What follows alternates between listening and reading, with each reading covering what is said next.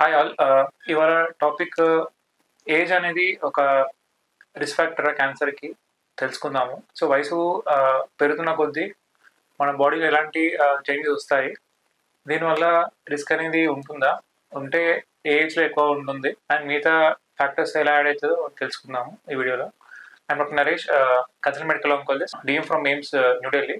So క్యాన్సర్కి చాలా కారకాలు ఉంటాయి. కొన్ని మోడిఫైబుల్ అని చెప్పి, అంటే మన చేతిలో ఉండేటివి, మన కంట్రోల్ చేసుకునేటివి. ఇంకొన్ని నాన్ మోడిఫైబుల్, అంటే మన కంట్రోల్లో లేనివి. సో అలాంటి ఒక రిస్క్ ఫ్యాక్టరే ఏజ్. సో వయసు పెరుగుతున్న కొద్దీ క్యాన్సర్ రిస్క్ అనేది ఖచ్చితంగా పెరుగుతుంది. ఉదాహరణకి చూసినట్టయితే ఒక 1,00,000 మందిలో చూసినట్టయితే ఎవరికైతే వయసు 20 లోపు ఉన్న వాళ్ళలో లైక్ 1,00,000కి 26 మందికి రిస్క్ అనేది ఉంటుంది. అలాగే వయసు పెరుగుతున్న కొద్దీ ఉదాహరణకి 45-50 ఉన్న వాళ్ళలో ఆ రిస్క్ అనేది 250 అవుతుంది, 250 పర్ 1,00,000 పాపులేషన్. అలాగే 60 దాటాక సుమారు 1000 మంది వరకు రిస్క్ ఉంటారు, 1,00,000 మంది జనరల్ పాపులేషన్ తీసుకుంటే. సో వీటికి గల కారణాలు ఏంటో తెలుసుకుందాం. సో జనరల్గా కణ విభజన అనేది ఉంటుంది. సో అది మన జన్యు డిఎన్ఏ వాటి వల్ల ఉంటుంది. సో కొత్త కణాలు వెళ్ళి కొత్త కణాలలో విభజన ఉంటుంది, అదే పాత కణాలు చనిపోతూ ఉంటాయి. సో ఇలా జరిగినప్పుడు ఏమవుతుందంటే ఈ ప్రక్రియలో డిఎన్ఏ అనేది చాలా మారుతుంది. సో అందులో కొన్ని మొటేషన్స్ ఆర్ మిస్టేక్స్ కూడా ఉండే ఛాన్స్ ఉంటుంది.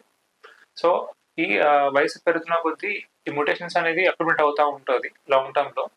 సో వీటి వల్ల రిస్క్ అనేది ఎక్కువయ్యే ఛాన్స్ ఉంటుంది. అలాగే ఇన్ఫ్లమేషన్, బాడీలో వేడి అనేది బాగా ఎక్కువ ఉండే ఛాన్స్ ఉంటుంది వయసు పెరుగుతున్న కొద్దీ వివిధ కారణాల వల్ల. సో మన అలవాట్లు కావచ్చు, ఉదాహరణకి స్మోకింగ్ కావచ్చు, తంబాకు, ఆల్కహాల్.